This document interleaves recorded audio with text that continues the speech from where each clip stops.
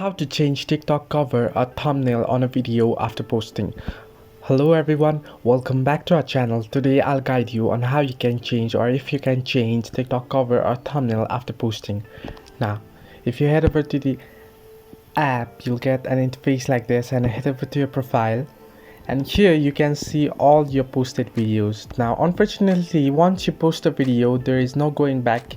You can't change the profile or the cover picture again. Now, so all you have to do is you need to delete it and then re-upload the same post and change the cover this time.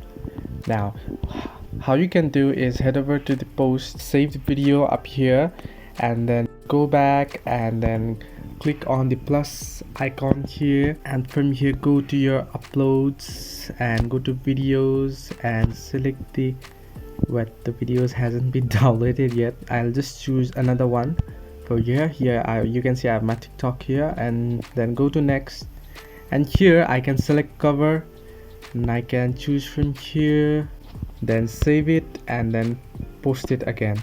So this way you can change your cover or thumbnail by re-uploading the app, but you can't particularly change it once it's been posted within the video. Hope this helped. Do like and subscribe, and do not forget to leave a comment down below if you have any further issues.